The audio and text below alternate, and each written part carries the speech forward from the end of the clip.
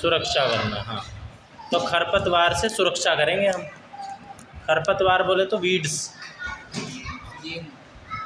Weeds जो अनाप शनाप पौधे उग जाते हैं ना, उनके लिए। तो खेत में फसल पता है इसे, वीड होती है खरपतवार, ठीक है, खरपतवार जिसको गाजर घास कहते हैं। हाँ, गलत सलत जो फालतू की फसलें होती हैं ना, अपने आप जो उग जाते हैं फालतू के, खेत में फसल के साथ अपने आप उगाने वाले फालतू और जंगली पौधे को वीड्स बोलते हैं, ठीक है। So unwanted plants which we never saw और don't require, it grows automatically by itself is called weed, ठीक है।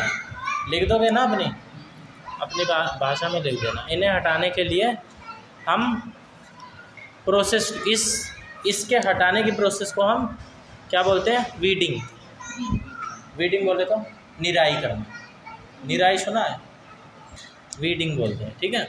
अगर इन जंगली पौधों को नहीं हटाया गया तो ये हमारी मेन फसल का पानी, ठीक है, मेन फसल जो फसल हमने उगाई है उसके लिए दिया है ना हमने पानी, तो पानी ले लेंगी। इसलिए भी तो उठाते हैं वो जो नीचे विटामिन हाँ, होते हैं वो पानी ले लेगी, मिनरल्स ले लेगी, है ना, न्यूट्रिएंट्स ले लेगी ना सारे।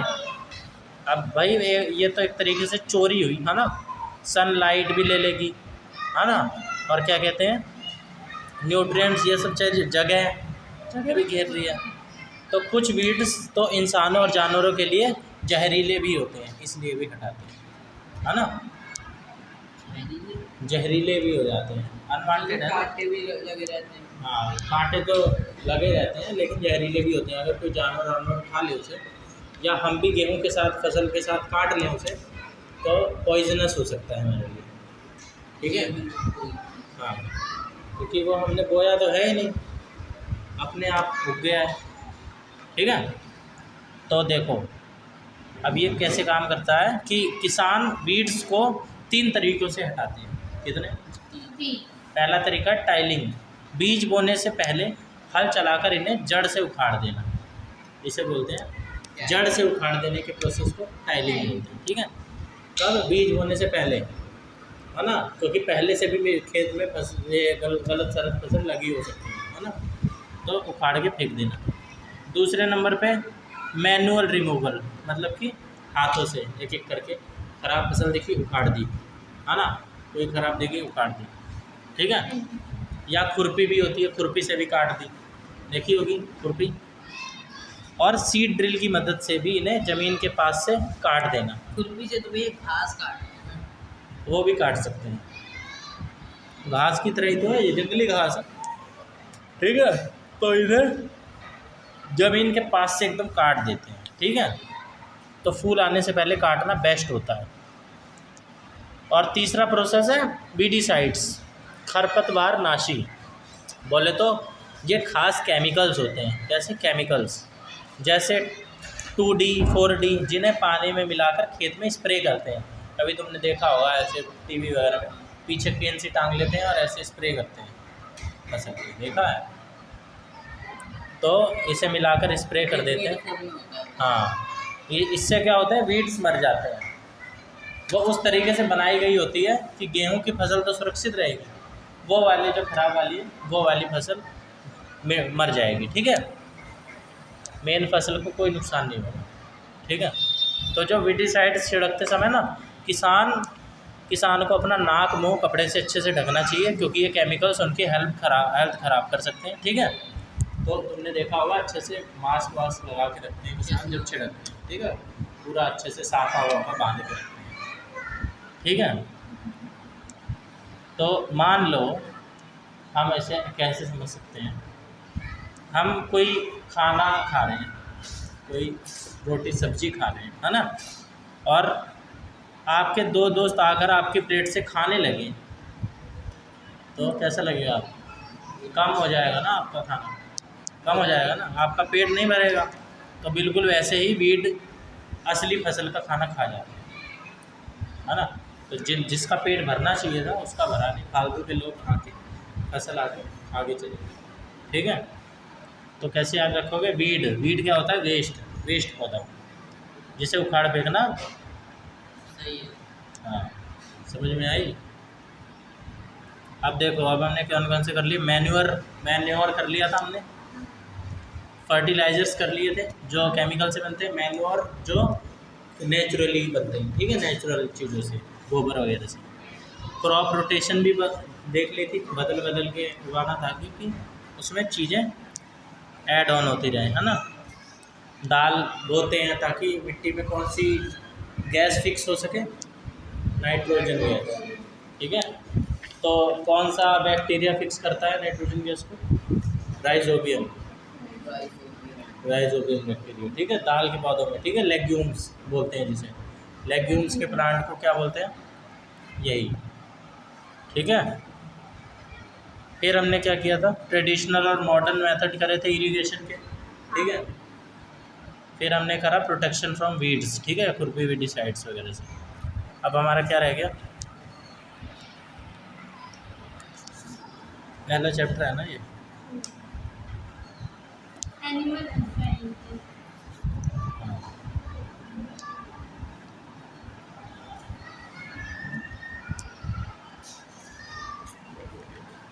एनिमल हस्बेंड्री, हस्बैंड, एनिमल के जो हस्बैंड होते हैं भाई, एनिमल हस्बेंड्री से क्या समझते हो? जी, जानवर से काम करवाते हैं। एनिमल का जो हस्बैंड हो, ठीक है, उसे क्या बोलते हैं? एनिमल हस्बेंड्री, ठीक है। देखो, अब पहले कर लेते हैं हार्वेस्टिंग, फिर करेंगे। अभी वो वाला प्रोसेस चल रहा है ना, 7 स्टेप जो मैंने काट है ना, अभी सारे स्टेप कर लें। अभी हो गई, अभी होगी फसल की कटाई, हार्वेस्टिंग। ये अच्छे से फसल हो चुकी है, अब तैयार, हमने बढ़िया से प्रोटेक्शन वगैरह उसकी कर ली। अब क्या होगी? हार्वेस्टिंग। तो ये क्या होता है? जब फसल पूरी तरह पककर तैयार हो जाती है ना, यानी मैच्योर हो जाती है ना, तो क्या होता है? उसे काटने को, उसके काटने का टाइम आता है उसे, ठीक है। तो उसी काटने के प्रोसेस को हम बोलते हैं हार्वेस्टिंग, ठीक है। एक अनाज की फसल, ठीक है, सीरियल क्रॉप, अनाज की फसल कुछ भी हो सकती है, दाल, ठीक है, चावल या क्या कहते हैं ये गेहूँ, अनाज है ना। तो इसको पकने में अमूमन 3 से 4 महीने लगते हैं, ठीक है। 3 से कितने महीने? 4, 3 से 4 महीने, ठीक है। अब ये सही टाइम पर और सही तरीके से फसल काटना बहुत ज़रूरी है, वरना सारी मेहनत ख़राब। 3-4 महीने की धूप में भाई साहब पानी लगाना, सुबह उठ के पूरी मेहनत लगती है, ठीक है। ये और उसको नहीं काटेंगे तो नहीं तो वो सड़ जाएंगे, नहीं तो वो हाँ, बच जाएंगे। सड़ जाएंगी, मतलब पक चुकी है ना। अब तुम फल ले आओ, अगर तुम उसे, भाई केला होता है, केला हरा आता है वो, ठीक है, थोड़े टाइम पे वो पीला हो जाता है, और थोड़े टाइम रखोगे वो काला होना शुरू हो जाएगा, सड़ना शुरू हो जाएगा, है ना। तो एक टाइम होता है, जैसे इंसान भी तो हम होते हैं, बच्चे होते हैं, फिर जवान होते हैं, फिर एक टाइम पे बुढ़ापा आने लगता है ना। तो फसल काटने और दाने निकालने के, अब ये बहुत ज़रूरी होता है, ठीक है, फसल काटना। अब ये फसल काटने और दाने निकालने में 3 स्टेप होते हैं हार्वेस्टिंग के। कितने स्टेप? 3। पहला कौन सा? कटिंग, या तो हाथों से काट लो, दराती से, सिकल बोलते हैं दराती को, ठीक है। कटिंग में या तो सिकल का यूज़ कर लो या मशीन का यूज़ कर लो, जिसे हार्वेस्टर बोलते हैं। हार्वेस्टर देखा है कभी? बड़ा सा हाँ, ठीक है, बड़ी मशीन जिसे, हाँ, ऊँचा रहता है। गेम में देखा है क्या? नहीं, ठीक है।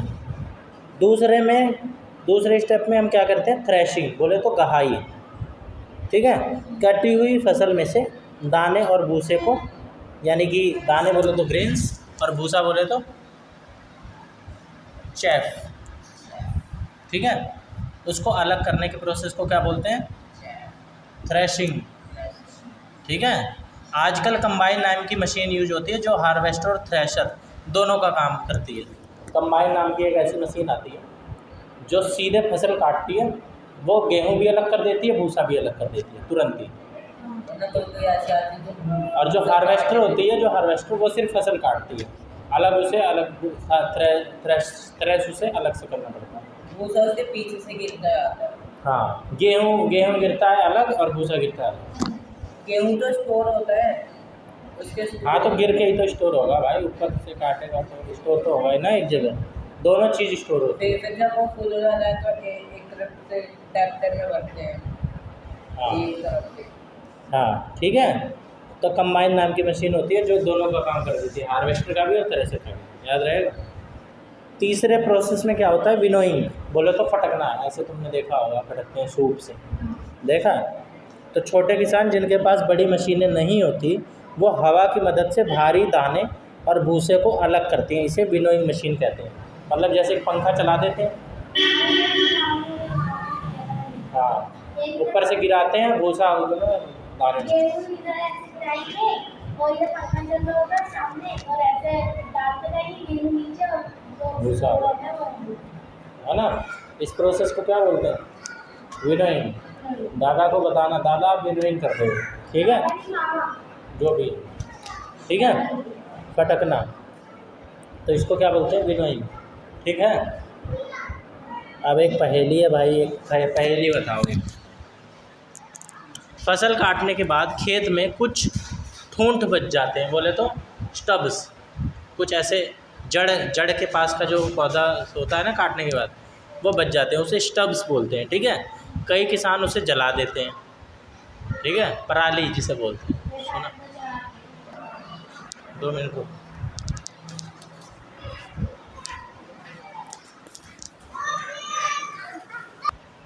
बताओ ना, बोले तुम क्या जला दिया, बताओ उसके अलावा क्या करते हैं। हाँ, कल्टीवेटर से खोद के साइड कर देते हैं। हाँ, ये बात, देखो जब तुम बोल रहे थे ना पहली, हाँ तो तुम इस टॉपिक पे आए थे, जड़ वाली। हाँ, कहाँ था मैं, काटना,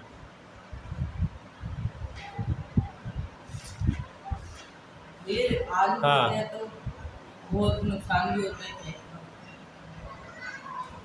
देखो आलू बोने के लिए अलग मिट्टी चाहिए रहती है, अलग तरह की, थोड़ी सी रेतीली मिट्टी चाहिए रहती है। नहीं, आलू बो सकते हैं कहीं पे, कभी भी, ज़्यादातर सर्दियों में बोया जाता है, सर्दियों की फसल ज़्यादा, ठीक है।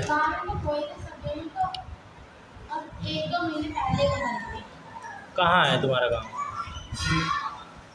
बिहार में? कौन सी डिस्ट्रिक्ट, तुमने भी आया डिस्ट्रिक्ट कौन सी? नहीं, भोपाल में। यूपी के।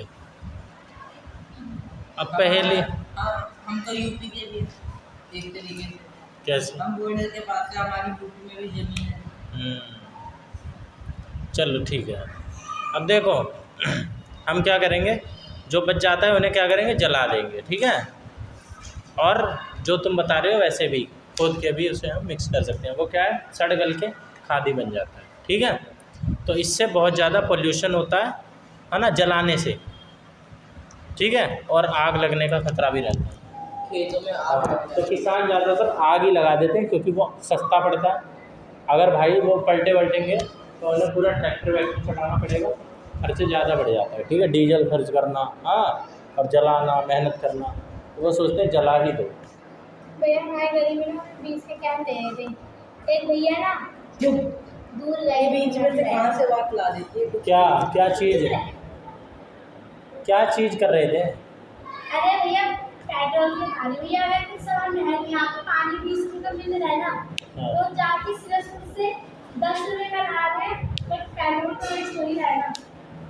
बाइक पे बैठे हो रहा है, चुप रहे, कौन ला रहा है? तू चुप रहे, कोई बात नहीं। कौन ला रहा है भैया? चलो ठीक है, आगे करते हैं। कौन ला रहा है भैया, ये तो बताओ। भैया बताइए। पता नहीं भाई, फालतू बात का मेरे पास ज़्यादा हो। बात मत किया ना। देखो, अब देखो जो हार्वेस्ट मतलब कटाई। अब भाई कटाई करी है तो सेलिब्रेशन भी बनता है, पार्टी। तो इतनी जो मेहनत करी है 4-5 महीने की, तो जब हम मेहनत करते हैं तो जब रिजल्ट का टाइम आता है तो सेलिब्रेट करते हैं ना। तो सेलिब्रेट करने के बहुत सारे फेस्टिवल होते हैं, हार्वेस्टिंग फेस्टिवल बोलते हैं जिन्हें, ठीक है। 3-4 महीने की कड़ी मेहनत के बाद जब फसल घर पर आती है तो किसान बड़े खुश होते हैं। ठीक है, इसी खुशी में भारत में अलग अलग त्यौहार मनाए जाते हैं, अलग अलग त्यौहार, जैसे कि पोंगल, बैसाखी, होली, दिवाली, ठीक है, नबन्या, बिहू, ये सारे क्या है त्यौहार, हार्वेस्टिंग के त्यौहार, हार्वेस्ट के। ठीक है, जैसे घर में मम्मी मटर छील कर दाने अलग कर देती हैं और छिलके फेंक देती हैं ना, जो थ्रेशिंग होता है ना, थ्रेशिंग मशीन खेतों में, थ्रेशिंग मशीन जो होती है वो खेतों में बिल्कुल वही काम करती है। ठीक है, समझ लो एक थ्रेशिंग मशीन में एक मम्मी बिठा रखी है जो भूसा अलग कर रही है और गेहूँ वाला। ठीक है, थ्रेशिंग मशीन को तो थ्रेशिंग मशीन बोलेंगे ना, होता तो वो थ्रेशर है, लेकिन मशीन लगाना हो तो थ्रेशिंग बोलेंगे, थ्रेशिंग मशीन। ठीक है, फिर लास्ट टॉपिक में अब भाई फसल कट के आ गई है, फसल कट चुकी है, अब उसको स्टोर करना है। ठीक है, ये तो ना आ गई है तो फिर ऐसे ही हमारे यहाँ तो क्या करते हैं, पहले इतना बड़ा तो पानी उठा देंगे, ट्रैक्टर से चढ़ेंगे, वो भूसा इधर उधर हो जाएगा और इधर से गेहूँ निकलेगा तो नीचे से कुछ टोकरी लगा देते हैं, कट्टे में भरते रहते हैं। हाँ, हमारे गाँव में भी है। क्या भाई, सुनो मेरे को ख़त्म करना ही है। हाँ, आ रहा हूँ 10 मिनट में। तो देखो, भंडारण यानी अनाज जमा करना। ठीक है, तो फसल काटने के बाद उस अनाज को कीड़े, चूहों, ठीक है, इंसेक्ट, रैट्स और मॉइस्चर, नमी, इन सब से बचाने के लिए, लंबे समय तक सेफ रखने के लिए जो प्रोसेस हम अपनाते हैं, सेफ तरीके से इकट्ठा करते हैं, उसी को स्टोरेज बोलते हैं, भंडारण। ठीक है, समझ में आ गई? ताकि हम पूरे साल भर रोटी चावल खा सकें बिना इस डर के कि अनाज ख़राब हो गया, है ना। हम अपने घर में भी तो चीज़ें स्टोर करके सेफली रखते ही हैं ना, है ना। तो अब ये कैसे काम करता है, ड्राइंग के तरीके से, मतलब सुखा के, किसी भी चीज़ को सूखा अगर हम रखते हैं ना तो वो सेफ़ रहती है। जैसे ताज़े कटे हुए अनाज में बहुत ही पानी होता है, नमी होती है, ताज़ा है वो। ठीक है, तो अगर इसे ऐसे ही पैक कर दिया या रख दिया तो इसमें फफूंद लग जाएगी या बैक्टीरिया लग जाएंगे, है ना, सड़ गल जाएंगे और चीज़ें बर्बाद हो जाएंगी। इसलिए सबसे पहले अनाज को धूप में सुखाया जाता है। वैसे भी सुखाया जाता है, जब फसल पक जाती है अच्छी कड़ाकी धूप में कुछ दिन उसे रखा जाता है। ठीक है, और वैसे बीज अलग करके भी कुछ दिन सुखाया जाता है ताकि जो भी नमी बीज के अंदर है, बीज बोले तो गेहूँ, चावल, ये सब, वो एकदम से निकल जाएगा। समझ में आ गई? अब स्टोरेज के तरीके कौन से होते हैं? कई तरीके होते हैं। छोटे स्केल पर बोरी वगैरह में, जूट बैग जिसे बोलते हैं, जूट बैग देखा होगा, है ना, जूट बैग, बोरी होती है ना, बोरी ब्राउन कलर की, जूट बैग में या लोहे के बड़े डिब्बों में, मेटालिक बिन्स में स्टोर करके रखा जाता है। ठीक है, जिसमें तेल का कनस्तर होता है ना, देखा होगा, वैसे बड़े में स्टोर करके रख देना। ठीक है, बड़े स्केल पर अगर करना हो, अगर तुम्हें बड़े स्केल पर करना हो तो बड़े गोदामों में, जिन्हें साइलोज बोलते हैं, क्या बोलते हैं? साइलोज, और ग्रेनरीज भी बोलते हैं, ग्रेनरीज। ठीक है, कि भाई साहब ये ग्रेनरी बनी हुई है, ये साइलो बना हुआ है। ठीक है, इतने बड़े होते हैं कि भाई ये समझ लो कि हमारी पूरे कॉलोनी जितने बड़े।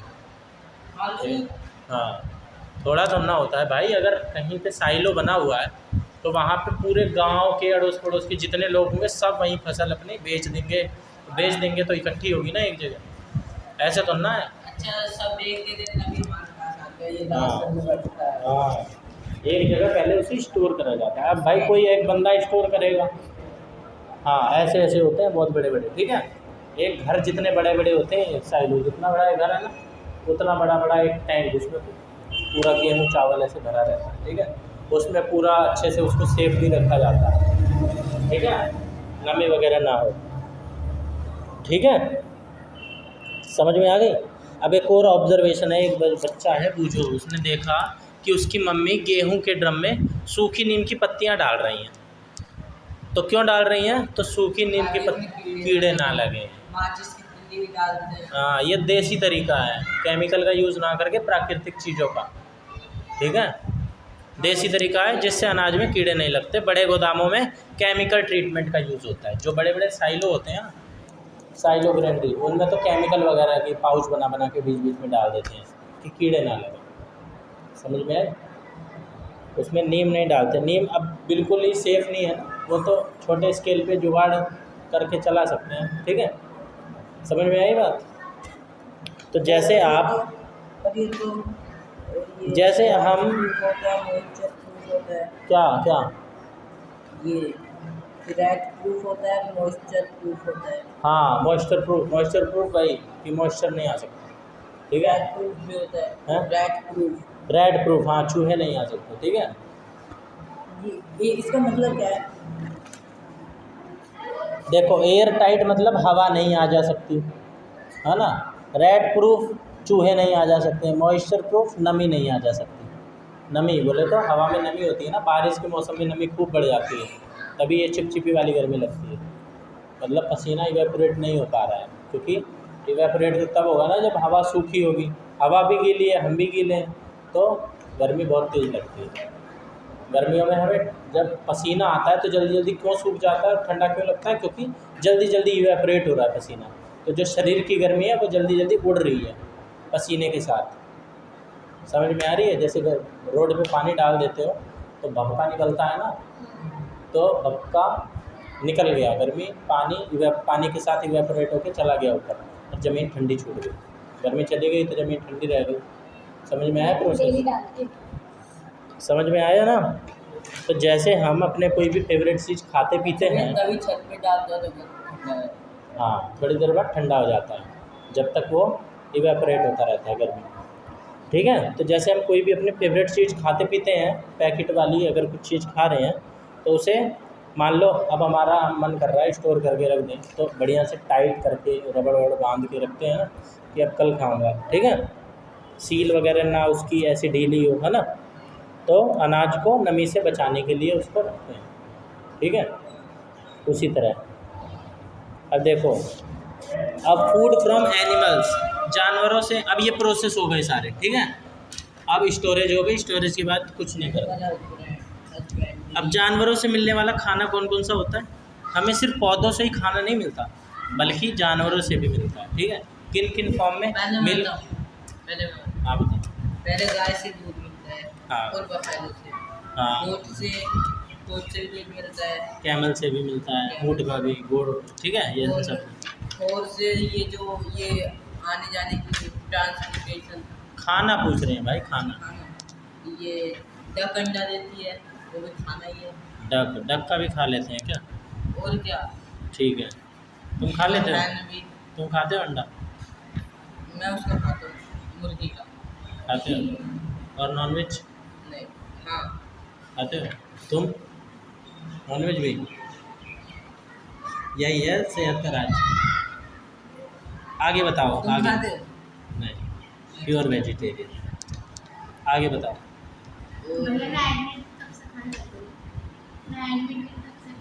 एडमिट क्यों हुई थी तुम? कब एडमिट हुई थी? सीरियस हो गई तो कब एडमिट हुई थी तुम? और खाने के लिए क्या बीमारी थी? कुछ नहीं, रात को बस बेहोश हो गई थी और बेहोश में ही नहीं आई थी। अच्छा, तो किसी ने तुम्हें चांटा वाटा मार के नहीं उठाने की कोशिश सब की? कर लिया, 7-8 घंटे नहीं, 5-6 घंटे, 7 से 8 घंटे तो हो ही रहते हैं उठ। फिर रात में ले गए, सबने मना कर दिया था कि हम नहीं ले सकते, हम नहीं ले सकते। तो किसने लिया? कोई डॉक्टर। और भैया हो तो गई, और खाने के लिए कोई बात नहीं भाई, होती रहती हैं चीज़ें। और अब ठीक हो ना? देखो, उन्हें भी कुछ उसको पत्नी बस दीदी छूती भी नहीं, ना मेरी मम्मी छूती है। क्या नहीं छूती? यही सब चीज़ें। नॉनवेज? हाँ, तो तुम्हारा तुम अंडा खाते फिर नहीं। कैसे हो? कहाँ से खाते हो? वो खाते कहाँ हो? पापा के खाते हैं। तुम्हारे पापा बाहर से पकाया लाते हैं? नहीं बनाते हैं घर पे? मम्मी। अच्छा, घर पे बन सकता है, छूते नहीं हैं। हाँ, मेरी मम्मी अंडा करके खाती है। ठीक है। और ना मैं वो खा ली होंगी ना, मैंने अंडा भी खाया होगा, तो वो अपने खाने में उनको हाथ नहीं डालते, क्यों हाथ नहीं लगाती भाई? क्योंकि वो नहीं खाती है। फिर तो रसोई में क्यों नहीं बनाते? रसोई में नहीं बनाते, क्यों उनको क्यों खाना अलग है। क्यों नहीं बनाते?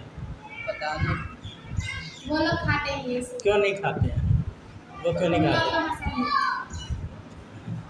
ना मेरी दीदी खाती है। ना मैं देखो दादी छोड़ो खाती भाई, हूँ। ठीक है, ये मैं- सबकी डाइटरी प्रेफरेंस होती है, सबकी बस अपनी इंडिया अपनी। एडमिट हुई है, बाकी में मिस एडमिट हुई है, मेरी मम्मी भी एडमिट हुई है, वो जली थी तब हुई थी।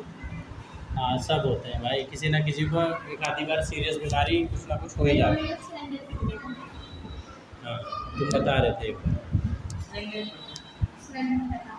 अरे ठीक है, बस टॉपिक पे रहो। तूने मेरे टच मत किया, मेरा दिमाग खराब हो गया।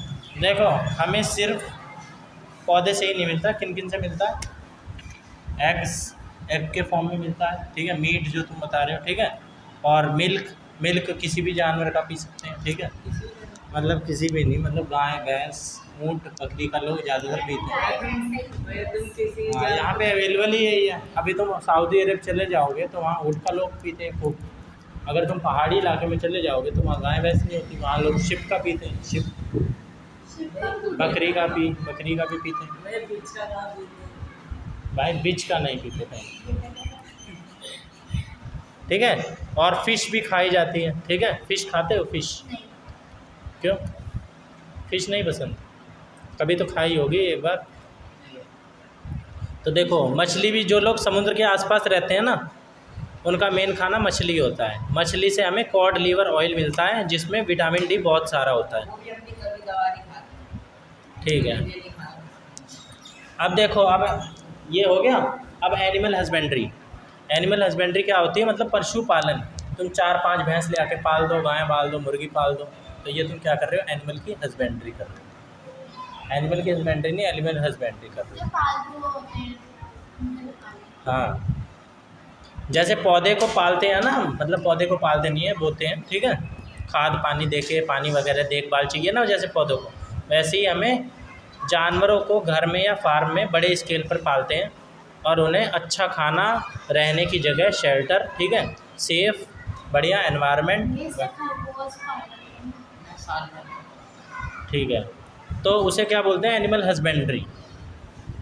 अब ये ज़्यादातर होती है बिजनेस पर्पज़ के लिए, मतलब प्रॉफिट कमाने के लिए, ठीक है, शौक में पालने को नहीं कहेंगे एनिमल हस्बेंड्री, ठीक है, तो तुम कोई एनिमल हस्बेंड्री नहीं कर रहे हो, ठीक है, कभी तुम में आ जाओ कि मैं भी एनिमल हस्बेंड्री कर रहा हूँ, ठीक है। मैंने कुछ कैसे देखा। तो हो गया तुम्हारा चैप्टर, ठीक है। अब मेरे को जल्दी जल्दी बताओ, क्रॉप का मतलब क्या है? फसल। भाई हिंदी में नहीं बता, थोड़ा सा एक लाइन में बताओ, 1-2 लाइन। एक ही तरह के बहुत सारे पौधे एक जगह एक बड़े स्केल पे उगाना, क्या कहलाती है? क्रॉप। हाँ, अब तुम खरीफ बताओ, खरीफ फसल क्या है? खरीफ हाँ। खरीफ को सोन किया जाता है। हाँ? खरीफ सर्दियों में बोई जाती है। सर्दियों में नहीं। बारिश के मौसम में बोई जाती है, हाँ और वो अक्टूबर से, है ना भैया? नहीं, जुलाई से, जून से अक्टूबर, जून से अक्टूबर, ठीक है। जून से हाँ। अक्टूबर तक कही जाती है। उदाहरण कौन कौन से हैं खरीफ फसल में? मतलब मेष, पैडी। हाँ ठीक है। अब तुम बताओ राबी फसल। राबी फसल। अभी देखा तो क्या? राबी फसल कौन कौन सी होती है? राबी फसल मस्टर्ड है। हाँ मस्टर्ड ग्राम। मस्टर्ड नहीं, हाँ मस्टर्ड, हाँ मस्टर्ड। मस्टर्ड ग्राम। हाँ, और ये होती क्या है? एक्सप्लेन करो, एक्सप्लेन करो। ये रबी को की इनको हम नवंबर से अप्रैल तक उगाते हैं। हाँ, मस्टर्ड ये सर्दियों में उगाए जाते हैं। सर्दियों में उगाए जाते हैं। ठीक है, सर्दियों में उगाए जाने वाली फसल, ठीक है।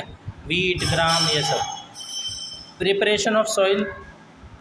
प्रिपरेशन ऑफ सॉइल, सॉइल को तैयार करने किया जाता है। हाँ, मिट्टी को हल से पलटना और ढीला वीला करना, ठीक है, टाइलिंग, प्लगिंग के प्रोसेस से, ठीक है। सोइंग क्या होती है? सोइंग, बीज बोना। हाँ, अच्छे बीजों को सही गहराई और दूरी पर सीड ड्रिल से बोना, ठीक है। मैन्योर क्या होता है? मैन्योर तुम बताओ, फर्टिलाइजर तुम।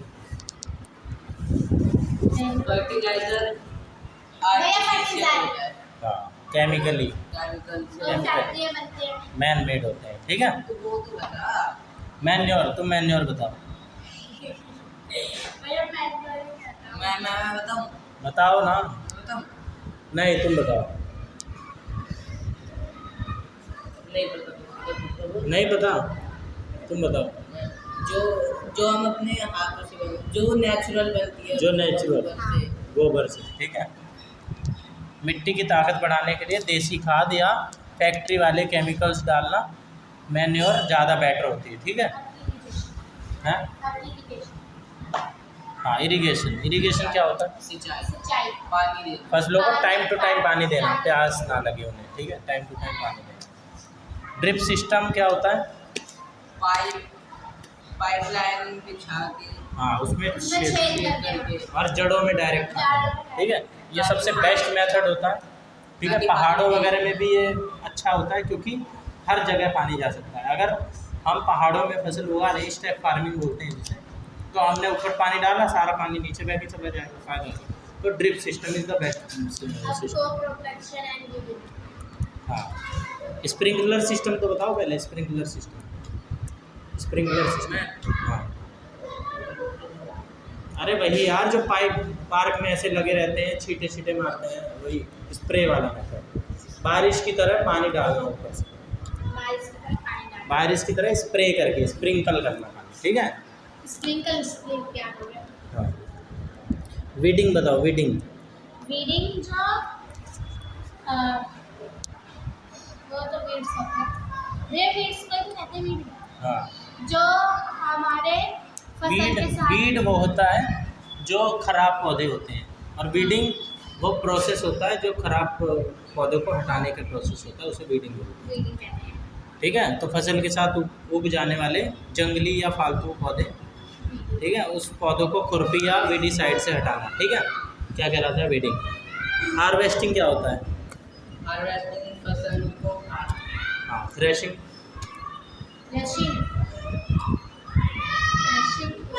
फसल में से दाने काट के अलग, भूसा अलग और गेहूँ अलग कर देते हैं, कंगाल अलग। ठीक है। पकी फसल को काटना और कंबाइन मशीन से दाने अलग करना, ठीक है। स्टोरेज क्या होती है? गेहूँ को एक ही जगह स्टोर करके रखना, लार्ज स्केल पे धूप में सुखाकर, ठीक है। ड्राई अनाज के साइलोज में, ग्रेनरीज में। थोड़ा अच्छे ऐसे लिखो भाई कि नंबर मिले, पढ़े लिखे लोग, हाँ, ऐसे नहीं कि भाई साहब ऐसे ही नॉर्मल बता दीजिए। साइलोज में और ग्रेनरीज में, ठीक है। The process in which we store the grains और seeds which we grown in our field in safe place, ठीक है, after drying in sunlight in silos and granaries, ठीक है। इट्स कॉल्ड स्टोरेज प्रोसेस, ठीक है। 649, ठीक है। या नीम की पत्तियों के साथ भी स्टोर हम घर वगैरह में कर सकते हैं, ठीक है। एनिमल हस्बेंड्री क्या होती है? जो हम पाले जानवरों से पाले जाते हैं, जिनसे हम वो अपने खाने के लिए इस्तेमाल लेते हैं, जैसे मिल्क, एग, मीट, दूध, ये एग्स वगैरह के लिए जानवरों को पालना, ठीक है। अब कर लोगे? हाँ। कुछ रह गया है? नहीं, कुछ रह गया है तो बोलो। तो हमने एक किसान के नज़रिए से खेती के चैप्टर को समझ लिया, ठीक है। कल एसिस्ट लानी है। एसएसटी करोगे?